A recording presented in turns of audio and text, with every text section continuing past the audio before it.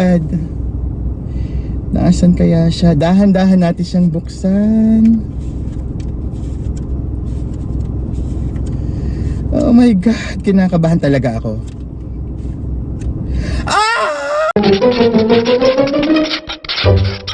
Hanon na! Welcome back to my vlog! Hanon na! Okay, ang vlog nito is very special kasi ito yung process na mga pinipare ko kung paano ba ako nakakuha ng US Tourist Visa. So, bago ang lahat yan, panoodin muna natin kung paano ako yung last na video ko nung kinilaim ko yung passport ko dun sa post office dito sa UAE. So today, nandito ako ngayon sa post office. 2 days ago, I had an interview sa US Embassy. And ngayon, kukuhain ko na yung passport ko. Meron pa rin akong kaba. Although alam ko na approved daw yung visa ko based doon sa aming conversations nung consul. And I am so excited dahil kukuhain ko na ngayon yung passport ko. So let's go dito. So nandito ako ngayon sa post office. I am so excited para makuha siya. Oh my God! So almost 1 day lang siyang dumating. So ngayon, let's see, bye.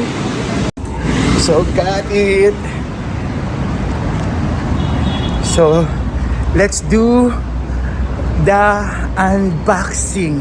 The most Diyos ko, my God. Ito ang pinakamagandang gift sa akin ni Lord for this 2024. Of course, part na rin ng pagbisita sa US. Pero kinakabahan pa rin ako, hindi ko malaman kung bakit. So let's do the unboxing of my passport. Upo muna ako sa aking what do you call this? Dito sa aking kotse. Lord, marami pong salamat. So unboxing na natin ito. This is from US Consulate, Dubai. Kinakabahan pa rin ako.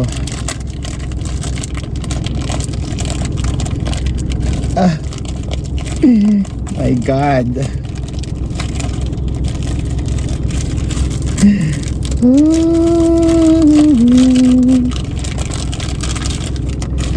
Ang bilis. Tada! So ito yung aking barcode. Ayan. So ano kayang page na to? Actually burang-burado na yung aking burang-burado na itong aking passport kasi hindi ko alam kung bakit. So ito dapat yung front niya, wala na. So ayan. B1, B2. My God. Nasaan kaya siya? Dahan-dahan natin siyang buksan. Oh my God, kinakabahan talaga ako.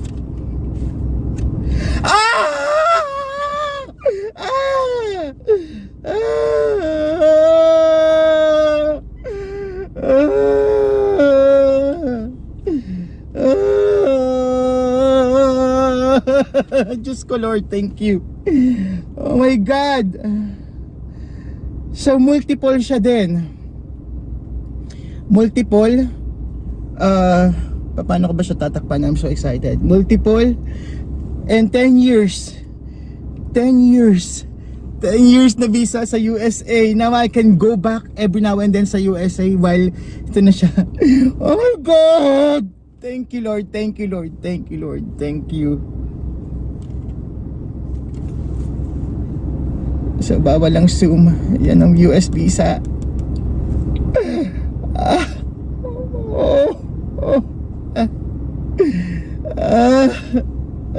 Thank you. Thank you Lord. Thank you. So it's time to plan to go to the United States of America. Hello New York, I'm coming. Oh, ayan, napanood na natin. Di ba napaka-exciting yung pagkuha, yung pag-claim. Every now and then kasi pag kumukuha ka ng isang something na very much na regalo sa'yo ni Jesus is sobrang exciting. So, Let me take you back kung paano ba ako nag-start dito sa US tourist visa na nakuha ko. But by the way, nag-grant ako ng 10 years multiple entry visa. October 30, nakakuha ko ng US visa, tapos nakuha ko na yung passport ko noong November 1. So yung napanood yung video was November 1, 2024, hanggat hindi mo nakuha yung passport mo at wala tataking ang visa, nandun pa rin yung kaba. So let me take you back kung paano ba ako naghanda dito. Last March 4, 2024, dun ako nag-start na kumuha ng appointment. Ang nakuha kong appointment is October 30. That is March, April, May, June, July, August, September, October. So 7 months yung inintay ko bago ako na-interview. So wala akong pakialam nung time na yon. Basta pinilapan ko lang yung mga form, bla bla bla, as long as makakuha ako ng appointment. So yun na nga, nakakuha ko ng October 30 na appointment. October 30, 2024 dito sa Dubai, UAE. Kinalimutan ko na muna siya kasi malayo pa naman. Imagine nyo, March. Tapos after ng March, October pa, 7 months pa yung iintayin ko. So madami na nangyari. At the same time, hindi pa rin ako nakakapag-travel ng papunta ako ng Europe noon during the time. 1 month leading up dun sa interview ko, which is October 30, September 30, dun na ako nag-prepare ng lahat.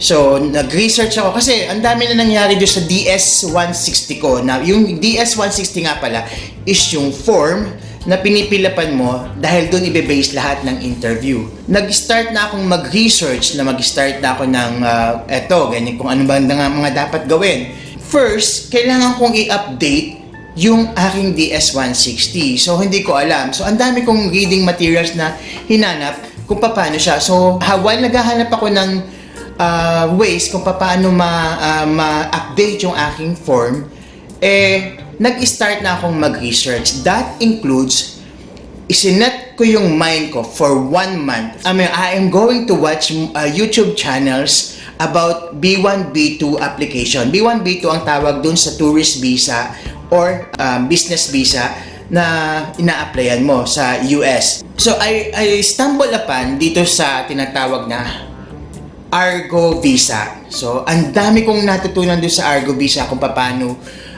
lahat-lahat ng mga technique.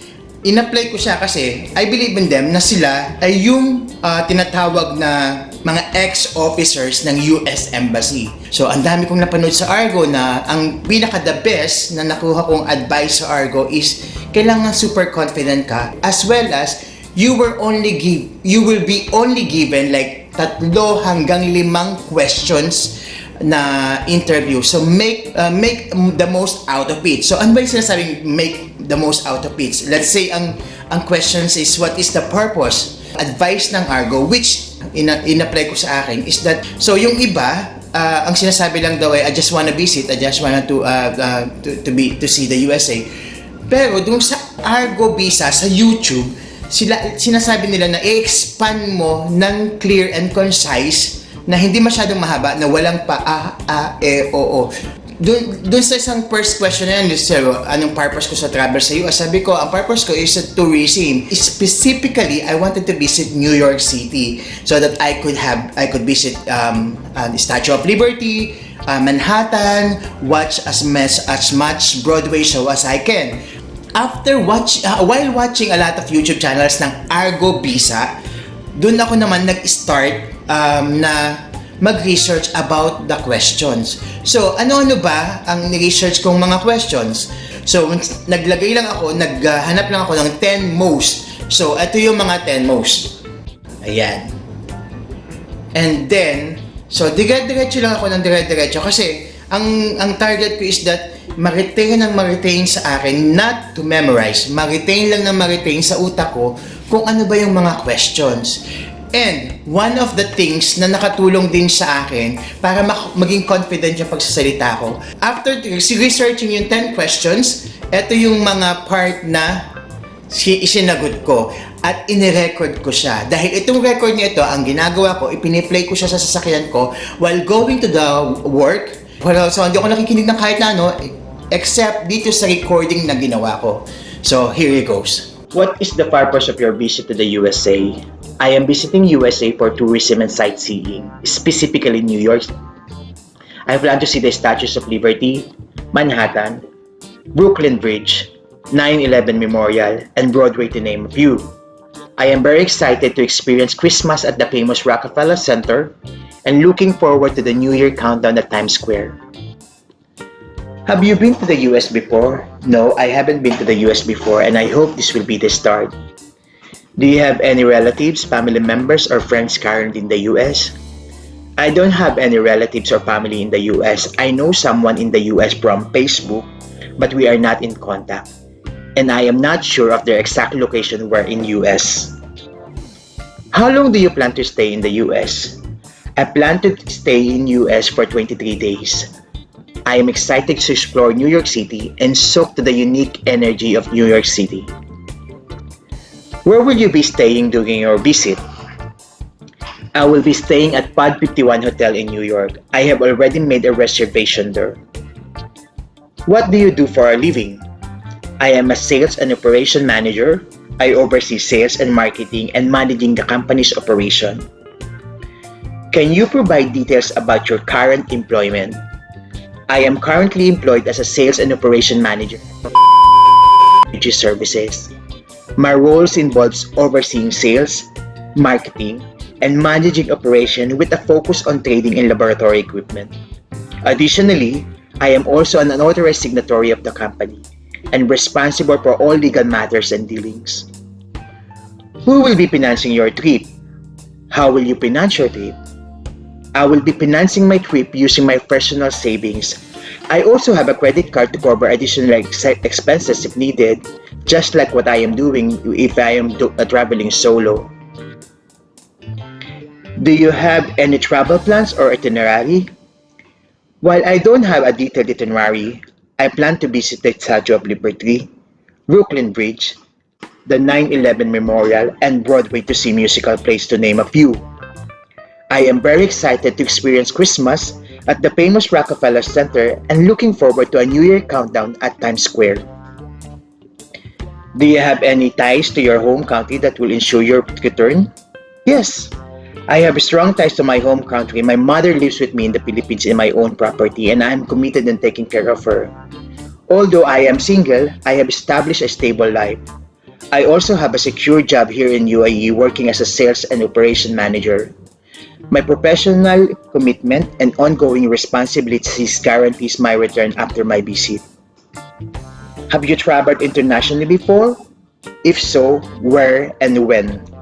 Yes, in 5 years' time, I have visited Turkey, Georgia, Albania, Philippines, Israel, Montenegro, Armenia, Jordan, Kyrgyzstan, Thailand, and in this year's 2024, I visited the Czech Republic, Austria, Germany, France, Georgia, St. Petersburg, Russia, and Kyrgyzstan.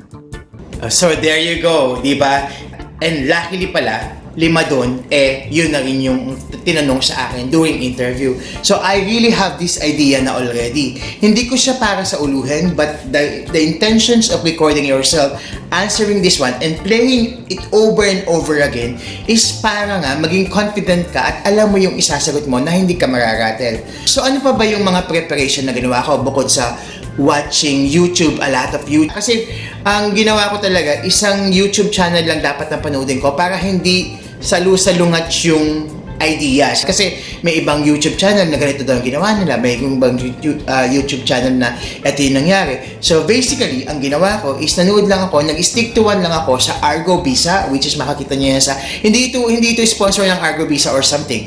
Ang ginawa ko is that nanood lang ako specifically for Argo, specifically for B1, B2 topic. Come 2 weeks before ng aking interview, which is October 30, nakakuha ko ng clear sagot dun sa US visa application sa Facebook. May mga helpful na tao doon. Thank you. Nagtanong ako kung paano ba i-update. May appointment na ako. That question is, I do have appointment on October 30, or how can I improve my applications. Tapos, dun sa mga tanong na yon, may sinabi na, you only have one time na i-update yung form na pinilapan mo kung yun ay 1 year ago, kung 6 months ago, 7 months ago. Kailangan very precise na. So, a lot of things na nangyari sa akin, na-update ko. So, paano bang ginawa ko? So, nag-open ulit ako ng bagong form. So, doon sa bagong form, pinilapan ko siya ng thoroughly, tapos paulit-ulit ko siyang binabalikan kung ano ba. Kasi may mga travels ako ng 2024 na hindi naka-record dun sa old DS-160. So dun sa bagong DS-160, na-update ko siya as well as inilagay ko ang aking professional social media, which is LinkedIn. In-update ko muna yung LinkedIn ko, yung based doon sa bago kong trabaho at based doon sa mga function ko, at saka binuksan ko siya nang hindi siya naka-restricted. So that just in case, so binuksan ko siya, in-update ko siya, nilagay ko din ng social media ko, sinilagay ko din ng Instagram ko, para makita talaga, to prove, kasi wala akong way para pakita sa kanila other than i-print ko lahat ng mga pictures ang kung anong nando sa social media ko at kung totoo ba yung sinasabi ko na nakapag-travel ako sa ganito. Nakagawa ko ng bagong form. Ang bagong form na DS-160 ay magbibigay ng bagong number. What do you call this? Nag-i-start sa AA, yun. So, ayan, nag-i-start sa AA na yung dito. Kailangan mong kuhain yung bagong serial number, which is matatagpuan sa picture na ito, dito. Kuhain mo siya, tapos buksan mo yung iyong account na binuksan sa US website, yung sa US consulate website or doon sa website kung saan nagbayad ka. So, kuhain mo siya, tapos pumunta ka lang dun sa sa account mo. Of course, maglalagin ka ganyan.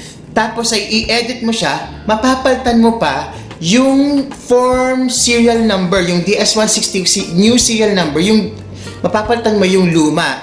So ayun, i-adapt na niya yung bago mong form na kagaya ng pinilapan na ganito. At the same time, siya ay applicable din lang kung ikaw ay magpapalit ng passport number. Kasi kailangan mo i-update ang passport number mo just in case na nagbago ka ng passport. Dahil yung sa sobrang tagal ng pag-set ng appointment, kailangan mo talagang i-update siya. But be reminded na isang beses ka lang pwedeng mag-update. Hindi ko alam kung anong rules and regulations sa ibang embassy or sa ibang website, but I believe lahat siya ay pare-pareho. So ano pa ba ang ginawa kong preparation? Lahat ng binanggit ko dito sa form ng DS-160, inihanda ko din yung mga documents. So, kagaya ng sabi, ansan ba ako nagtatrabaho? So, inilagyan ko lang, to be quick, nilagay ko lang siya ng 4 na label. Ayan. So, first, ito yung documents regarding trabaho. This include no objection letter, this includes salary certificate, and this is also including lahat ng yung duties and responsibilities or yung contract mo na pinirmahan. Tapos ito yung file ng mga old passport, old visas.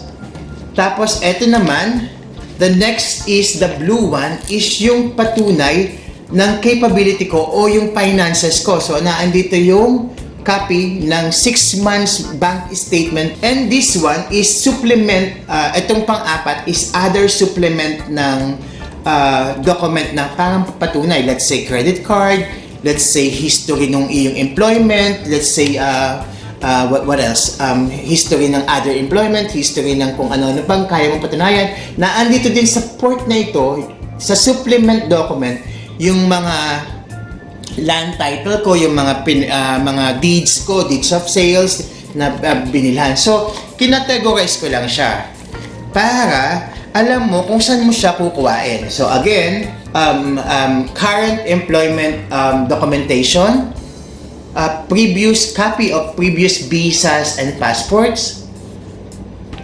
This one is financial, and this one is supplement.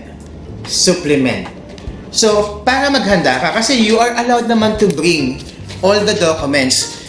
Pero, nung time na interview ko, wala namang hiningi sa akin or wala namang all about interview lang.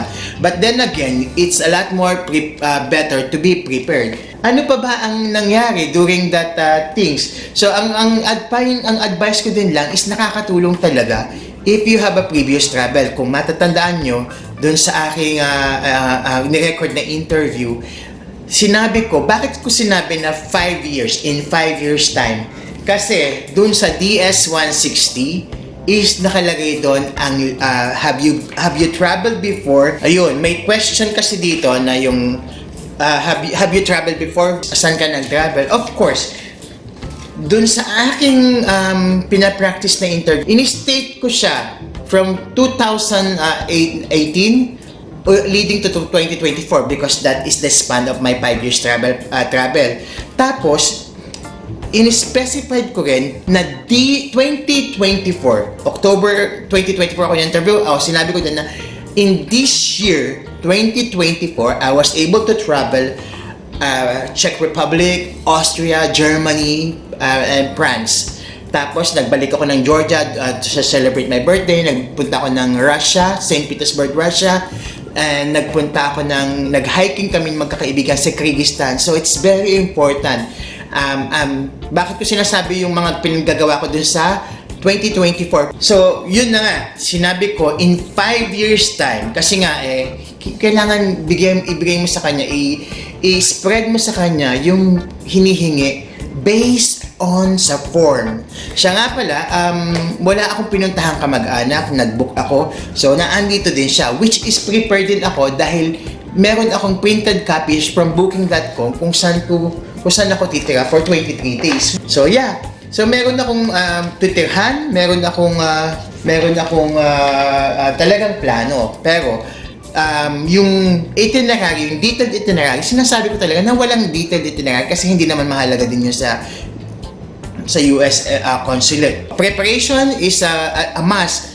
1 month preparation ang ginawa ko. Imagine, 1 month. Hindi ako nanonood ng kahit na even trying to distract myself or even stopping myself to be distracted ng kahit na anong papanoodan. I stick sa isip ko na manonood lang ako ng YouTube about the US interview, B1, B2 interview visa.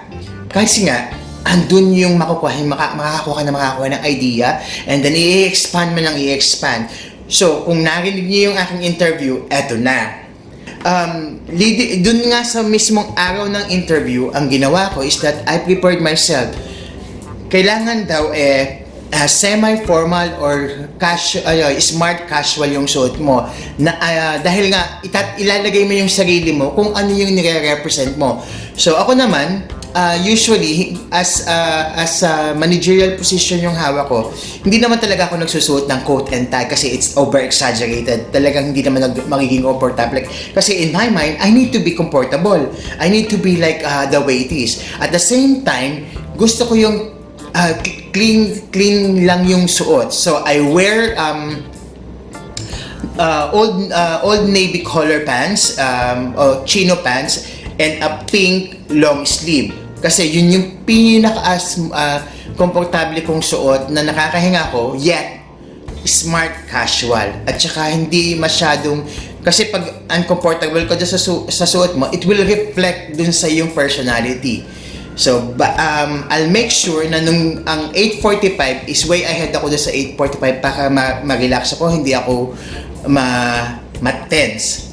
Tapos, lumalaro sa isip ko din na ito yung mga questions, I can easily answer that dahil for 1 month, napapakinggan ko. It's like, nakikinig ka kasi ng it's like nakikinig ka ng songs. Pag paulit-ulit mong nakikinig yung songs, nadudugtungan mo, nahahay mo na siya, halalala. At minsan, yung nakukuha mo yung mga points ng nung kanta, right? So, what else? So, dumating na nga ako sa embassy, naandun na nga ako, tapos nakapasok ako mga around 8:45 exactly. So, I was worried kasi nga 8:45 yung aking interview. But then again, after that, na andun pala, ang dami na palang ini-interview. So, sa tansya ko, is more or less kami ay, dun nasa loob, is more or less mga 100 na tao. So, madali lang naman ang process. Pagpasok ko doon, nag-intay ako, tapos pag-intay, pinapila for biometrics at saka sa mga fingerprints or something, ganyan-ganyan. So, siguro, mga 9-10, saka pa lang ako pinatayo para pumila dun sa interview process. Which is, dun na tumira yung kaba kasi naririnig mo yung tanong Naririnig mo yung tanong parang you are just 1.5 meters away dun sa glass window at saka yung ini-interview tapos ikaw na. So naririnig mo, ang tanong what is the purpose? Yun ay isa sa mga tanong na ganyan-ganyan. May kaba kasi nga parang ano ka na parang bakit ganyan. Tapos eto pa yung isa kasi you will actually know kung sino yung pumasa dahil ang in-interview ay tumalikod dun sa nag-i-interview at hawak niya yung passport niya. That means siya ay lagabog or denied. Pag ang in-interview ay tumalikod at walang passport na hawak at may hawak siyang ganitong green, tas ngiting-ngiti, pumasa siya. So talagang binibili kasi mayroong sigurong mga 5-4 na nag-i-interview na kita mo yung humarap ay kita mo sila kasi nakalinya ka lang, you are parang squad ka lang na nakalinyang ganyan. So kita mo na yung tumalikod is may hawak ng passport, malungkot, yung humarap may hawak na green paper, masaya. So yun. So nung time na ako na yung i-interviewin, pagka-approach ko doon sa nag-i-interview, nag-good morning na ako. Good morning, sir. Tapos ginanon ko na siya, and how are you doing? I hope everything is fine and good. Ganun na. Dapat lively chatting, yung trying to create conversations na hindi naman parang OA na OA. So sabi ko, good morning, sir. How are you today? Ganun ang sabi ko, and I hope everything is good. Ganun lang lang. And then nag-reply siya sa akin na, yeah, everything is good, quiet, come.